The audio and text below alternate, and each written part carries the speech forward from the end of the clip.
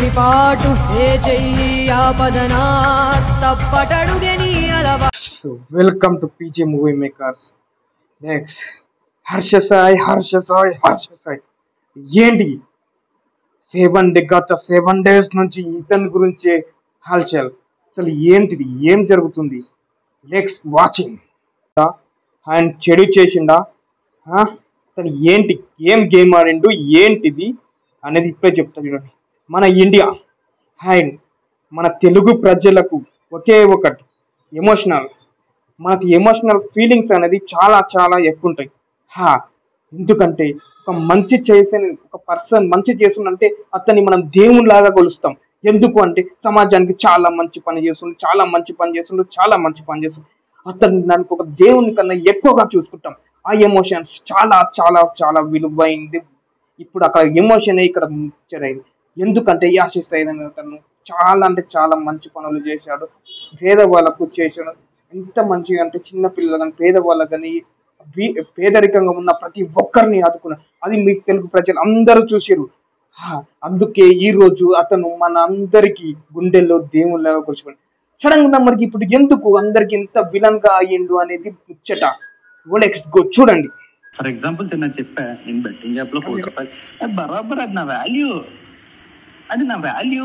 నేను 100కి 200% తీసుకుంటా, 2 కోట్లు కూడా తీసుకుంటా. హలో వింటున్నా. నేను ఇంకా లింక్ పెడితే నాకు 4 కోట్లు ఇస్తానన్నారు. లోటస్ లో అడ్వర్టైజ్మెంట్ లింక్ పెట్టి చేస్తే నాకు 10 కోట్లు ఇస్తానన్నారు. ఇవన్నీ బయటకు వస్తే నా మార్కెట్ వాల్యూ ఇంకా పెరుగుతుంది తగ్గదు. దగ్గర నీకు ఇంత డబ్బు, ఇదే క్వశ్చన్ మీరు అజయ్ మాల్యాని అడగలరా? పోనీ నీరజ్ మోడీ? నా సర్వీసులు ఇంత పెద్ద మోసం చేసిన ఫ్రాడ్ని నిన్నే చూస్తున్నారా? సార్ నేను మోసగడానికి సార్, నేను చాలా మంచివాడిని. నువ్వు మంచివాడు? అవును సార్. ఈ సమాజంలో పరిస్థితుల ప్రభావం వల్ల ఒక మంచివాడు చెడ్డవాడిగా మారవలసి వస్తుంది. పరిస్థితులు అనుకూలించుకో చెడ్డవాడు మంచివాడిగా మిగిలిపోతున్నాడు సార్. అండ్ అలాంటి మంచోళ్ళే మన చుట్టూ తెగ తిరిగేస్తున్నారు సార్. సార్ మీకు క్వశ్చన్ చెప్పనా, ఒక పేదవాడు మంచివాడిగా ఉండడానికి ఒక ధనవంతుడు మంచివాడిగా ఉండడానికి చాలా తేడా ఉంది సార్. నేను లయన్స్ క్లబ్లో జాయిన్ అయ్యి కళ్ళజోళ్ళు చేతికర్లు పంచి మంచివాడిని అయిపోతుంది సార్.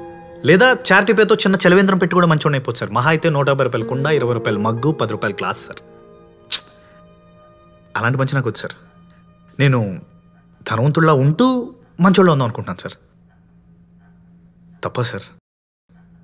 నీ చేతుల్లో ఎంతమంది మోసపోయారు, వాళ్ళ గురించి ఒక్కసారి ఆలోచించావా? సార్ బట్టలు నాకు మాసిపోవడం, మనుషులు నాకు మోసపోవడం చాలా కామన్ సార్. సార్ కోడి మీద జాలి పెడితే చికెన్ 65 ఎలా తినగలం సార్? మంచి దాన్ని ఒక్కటి మనకు ముందుకు తీసుకొచ్చి గేమింగ్ ఒకటికి మించిన ఒకటి చేసి మన అందరి హృదయాల దోచుకున్న తర్వాత అతన్ని మనం నెత్తిన పెట్టుకున్నాం. ఆ తర్వాత ఏమైంది? ఓకే, గేమింగ్ అతను ఏది చెప్పినా మనం నమ్మాలి.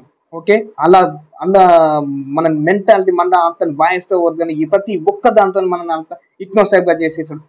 దాని తర్వాత మోసం చేయడం అతని దృష్టిలో తప్పు కాదు, మోసపోవడం ప్రజల తప్పు, మన తప్పు. మోసపోవడం అంటే అది మంచి అని గ్రహించి కూడా మనం మోసపోతున్నాం. గుర్తుపెట్టుకోవాలి ప్రతి వ్యూవర్స్.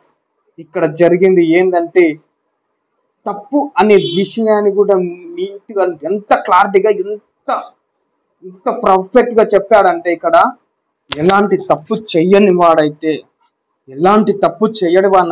ఈరోజు ఇక్కడే ఉండి న్యాయబద్ధంగా కోర్టుకెళ్ళి పోలీస్ స్టేషన్కి వెళ్ళి న్యాయబద్ధంగా అతని పైన పడ్డ కేసుని అతను పోరాడి ఫైట్ చేసి తను నిజాయితీ అని ఒప్పుకొని నిరూపించుకోవాలి. అలా నిరూపించుకోకుండా బయటికి పోయి దావుకోవాల్సిన అవసరం ఏముంది? ఈ రోజు తప్పు ఏదో విషయంలో తప్పు ఉంది కాబట్టి దావుకున్నాడు, లేకపోతే ఎందుకు దావుకోవాల్సిన అవసరం లేదు. ఈ రోజు మొన్న జానీ మాస్టర్ అయింది. జానీ మాస్టర్ తప్పించుకోకుండా కోర్టుకు వెళ్ళి న్యాయబద్ధంగా పోరాడి ఈ రోజు బెయిల్ మీద బయటకు వచ్చింది. అట్లీ మనకి ఏదైనా తప్పు చేయకుండా ఉండుంటే న్యాయబద్ధంగా పోరాడాలి.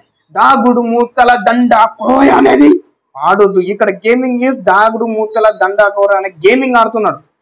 లెట్స్ గో వీవర్స్, అందరూ తెలుసుకోవాల్సిన ఇక్కడ ఏంటిదంటే ముచ్చట, ఎప్పుడు ఎక్కడ తప్పు నేను చేస్తున్నా ఎవ్వరు చూసలేరు అని ఏ రోజు కానీ ఏ పర్సన్ అనుకోవద్దు. ఎంత దూరం వెళ్ళినా నువ్వు ఎప్పుడు తప్పు పనిచిన ఏ రోజైనా నువ్వు ఖచ్చితంగా ఫైనల్గా ఇప్పుడు నేను చెప్పేది ఏంటంటే, నువ్వు తప్పు చేయలేదు కాబట్టి మీడియా ముందరికి అందరికి వచ్చి ముందరికి వచ్చి నువ్వు ఏంటిది ఏం కథ, నీ మీద పడ్డ మచ్చ, నీ మీద పడ్డ నింద మొత్తం తొలగిపోయేటట్టు నువ్వు వచ్చి మీడియా ముందు అందరికి మాట్లాడేసేసాయి. నువ్వు చెప్పన్నా, నువ్వు చెప్తే నువ్వు ఇట్లకెళ్ళి తెలుగు ప్రజలందరి గుండెల్లో నువ్వు దేవునివి కాబట్టి నువ్వు దేవునిలే కానీ నిన్ను కొలుస్తారు, మంచిగా ఉంటావు.